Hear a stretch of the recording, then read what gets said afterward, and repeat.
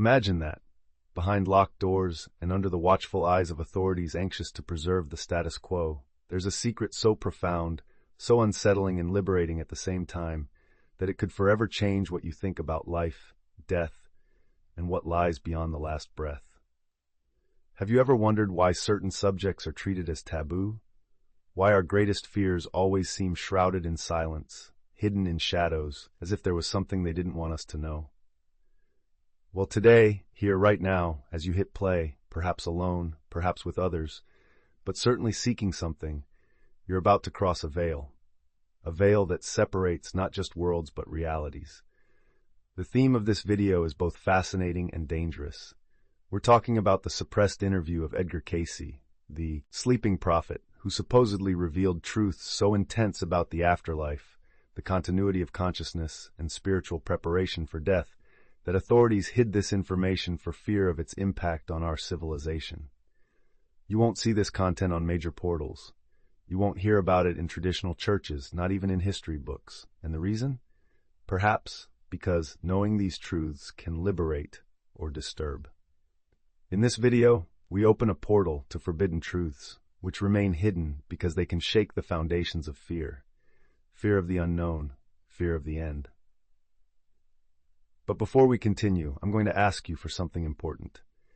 If you feel this topic calls to you, if you're tired of shallow answers and closely guarded secrets, go ahead and like this video, subscribe to the channel, and hit the bell to not miss any content.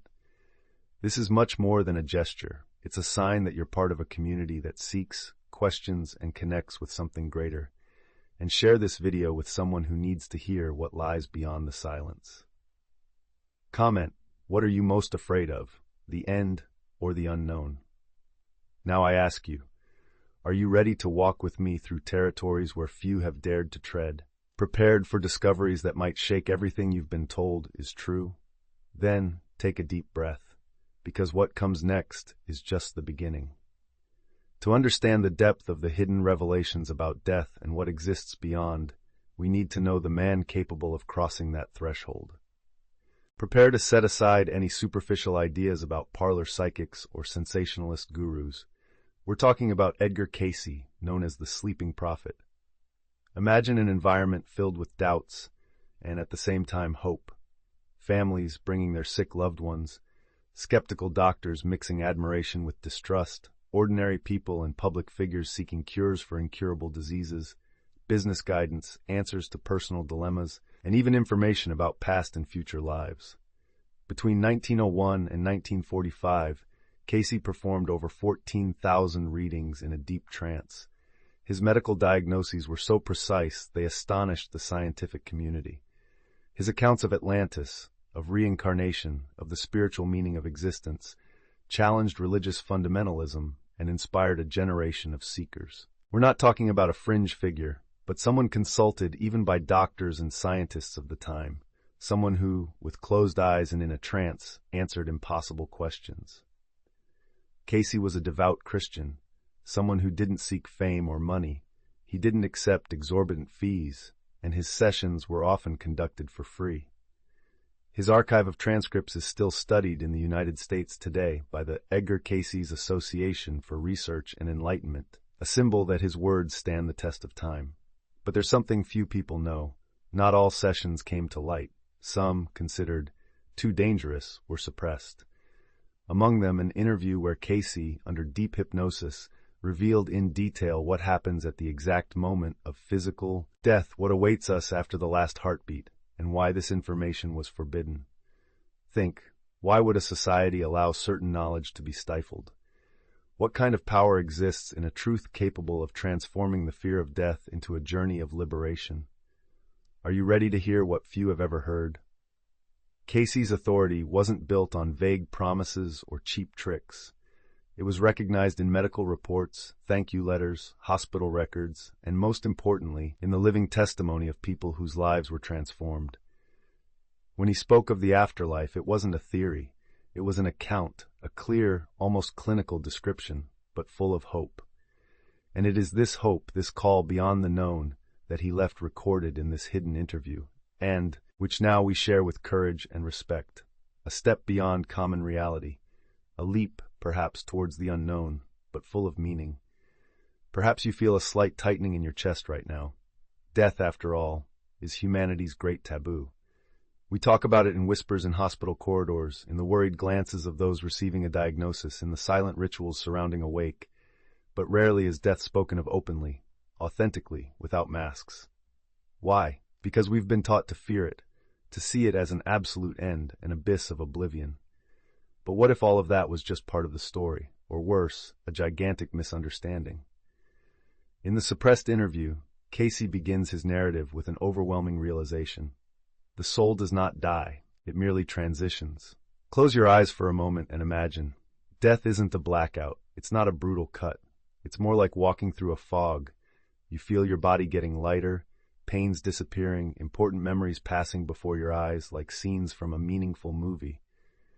And slowly you realize you're conscious, even more conscious than before. Cayce describes the passage as moving from a lit room to an even clearer one, not as a sudden end. He used to say, the experience of death is softer and more liberating than any deep sleep ever lived. This emotional translation of the passage, this reframing, isn't just comforting, it's revolutionary. Imagine what the world would be like if we understood that the fear of death stems from a lack of understanding, not from the transition itself. Many of Cayce's patients, after hearing his words, reported losing their dread of the end. Chronic pains seemed to lessen, family relationships deepened, difficult goodbyes gained new meaning. Knowledge, not blind belief, but deep understanding transformed the experience of dying into an act of liberation, not annihilation. Here I invite you to reconsider. Is your greatest fear really the end or the unknown?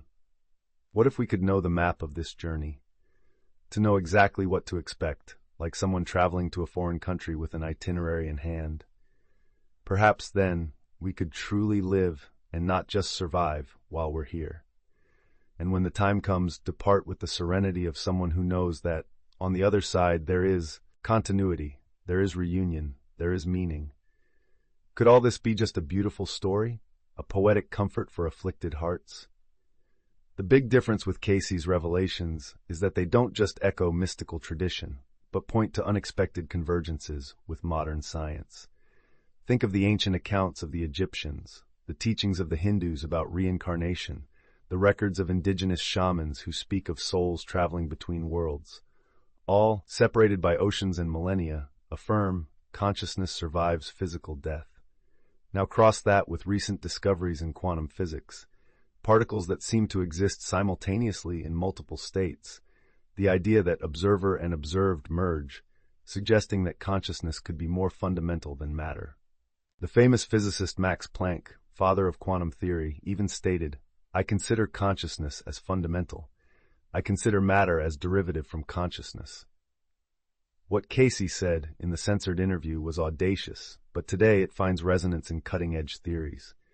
The soul is a vibrational field which transitions to another dimension upon leaving the body. There is no end, only a change of frequency. Evidence from near-death experiences reinforces these ideas. Thousands of accounts from people who, technically dead for minutes, returned describing encounters, life reviews, a sense of peace, absence of pain, telepathic communication, episodes studied today by neurologists and psychologists who are surprised by the consistency across cultures and continents. I ask you now, how far does your courage go to question everything you've always been told is true? Are science and spirituality enemies, or are they finally beginning to speak the same language? By uniting historical mysticism with cutting-edge science, we're not just filling gaps. We're building a new paradigm where death ceases to be a threat. It becomes a stage, a passage, an expansion of being. Perhaps your heart beats faster upon hearing this. Perhaps a silent hope begins to sprout. We are only just beginning to unravel what Cayce dared to reveal and what so many tried to silence. Ready to cross the next door? If so, don't forget to share your doubts, experiences, and feelings in the comments. This is the space for seeking, belonging, new consciousness. Because together we are stronger and closer to discovering what lies beyond the mystery.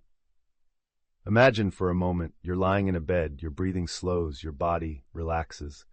The environment around you slowly dissolves, the sound of people, of machines, of your own heart everything becomes distant, like an increasingly faint echo. Now stop. Close your eyes with me. Feel the air entering and leaving your lungs, the weight of your body transforming into lightness. Because that's exactly how Cayce describes the moment of transition.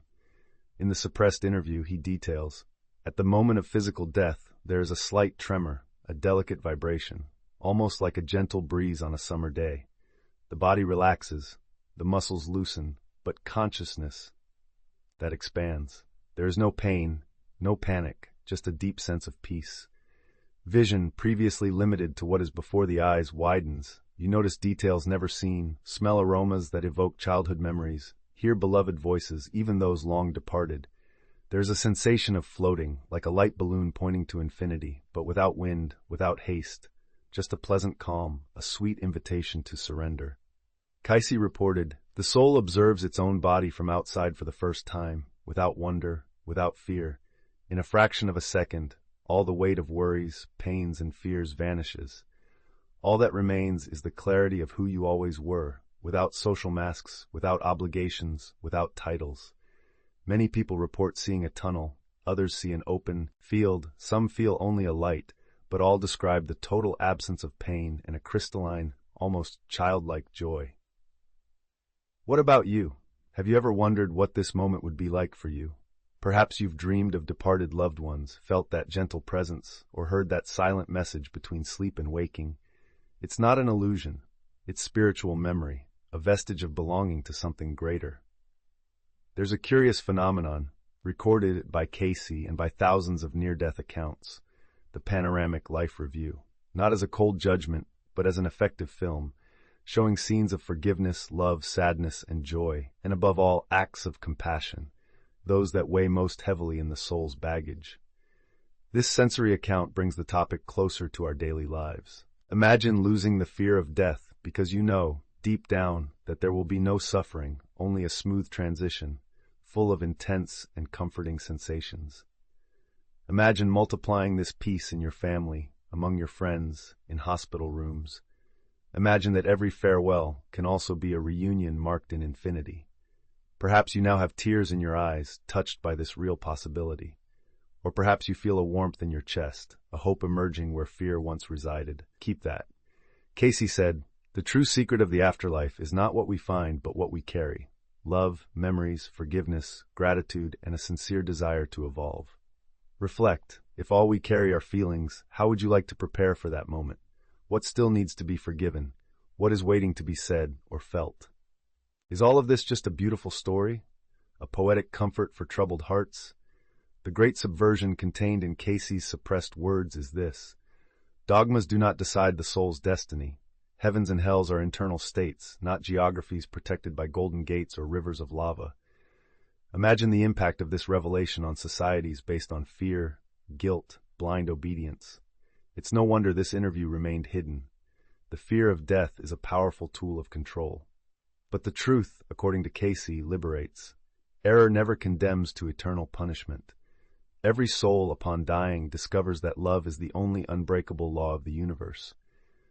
Suffering, when it exists, is only the result of what has not been learned or forgiven, and always, always, there is a new chance.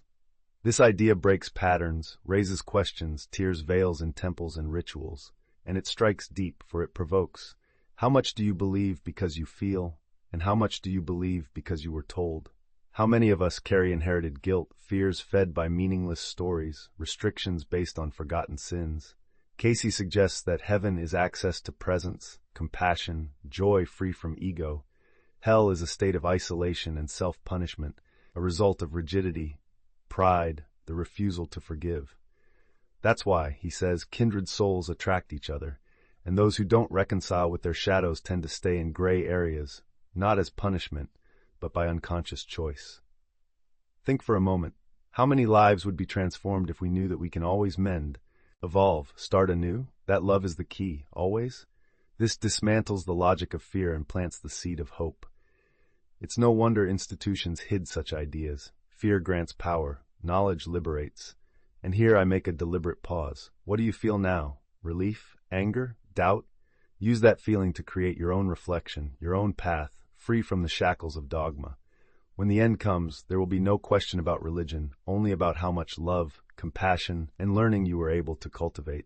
Many ask, is it in my hands to prepare for this journey? Cayce answered with a serene smile. Yes, we can all, daily, take steps towards lightness of soul. But how? The Supreme Interview left simple, powerful, and universal advice. The first step is acceptance. See your time on earth as a great school of experiences. It doesn't matter if you've made mistakes, if you're sick, if you feel you've wasted opportunities. Accept life, accept death, accept imperfection. The act of acceptance takes a huge weight off your shoulders, dissolves the anxiety of control. Then comes forgiveness, not just to others, but especially to yourself. How many sleepless nights due to old guilt? How many unspoken words? Forgiveness renews, makes space for peace. Cayce recommended daily meditation, prayer, or contemplation, not to ask, but to listen. Setting aside minutes in silence, listening to your own breath, feeling gratitude for small things. He said, connection with spirit is not the privilege of saints, but the right of all open hearts. Material detachment is another essential step. It's not about giving up everything, but about not letting possessions and worldly worries take over your spirit. Remember, none of that crosses the veil, only feelings, charity, kindness. And finally, keep the bonds of love alive. Write letters, make calls, hug, look into people's eyes. Cayce emphasized, the last thought before the passage matters. Cultivate good feelings, seek harmony, say I love you whenever possible. These small gestures prepare the soul for a light, dignified, dignifying transition. It seems simple, doesn't it? But what is simple is often the most powerful. Don't wait until you're on the verge of the end to seek meaning, forgiveness, peace. Make every day a training for eternity. Now, a dramatic pause. What if today were your last day? How would you like to be remembered? What would you do differently? What feeling would you like to take with you if the journey were now?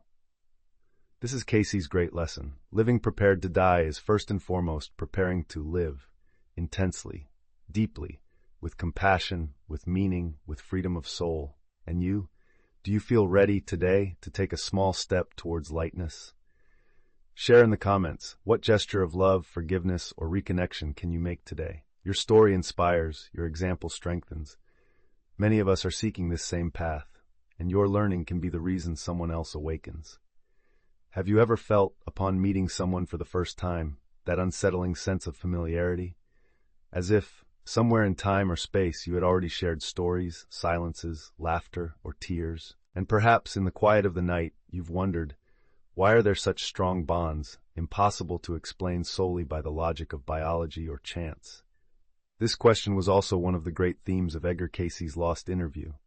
According to him, the afterlife is not a solitary desert, nor an individual celebration. On the contrary, every soul belongs to a larger group, a soul cluster, a family of souls. We are travelers on multiple journeys, learning, loving, and evolving in cycles, together with other spirits who choose to walk with us. Cayce described these spiritual families as vibrational groupings. It's not genetics that unites, nor social contracts, but rather energetic resonance, lessons to be learned, true exchanges of affection, support, and even challenges. Relationships that challenge us, that provoke intense emotion, are usually old ties, reborn in new roles, always with the purpose of healing and growing, he said. Imagine that great loves, friendships that stand the test of time, and even significant adversaries, are soul reunions.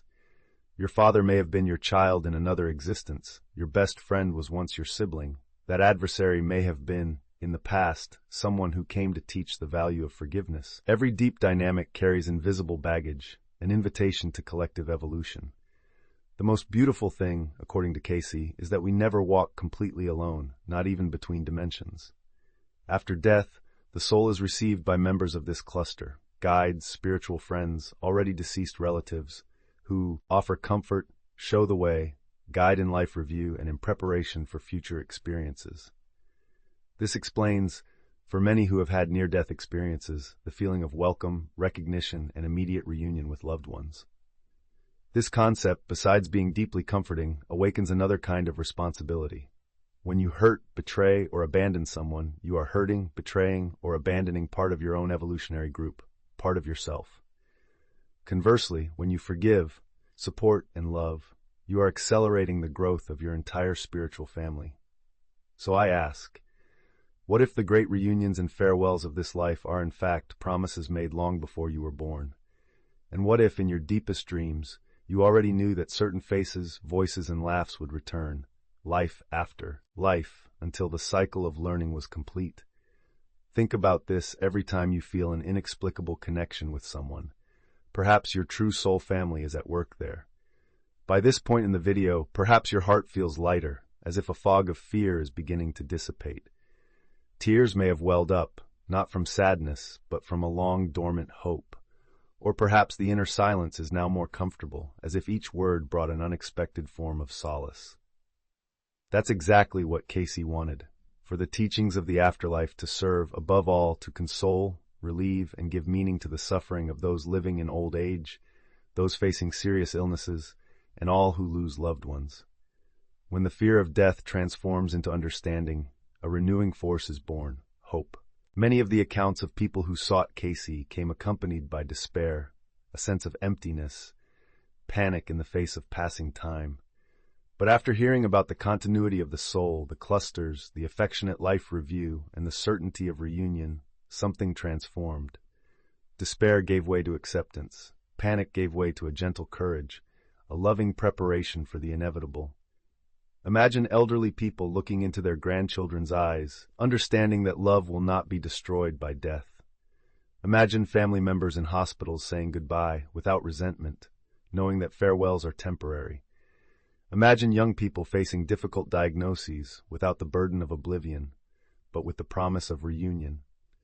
This is the strength of true knowledge. It not only explains but transforms the inner experience.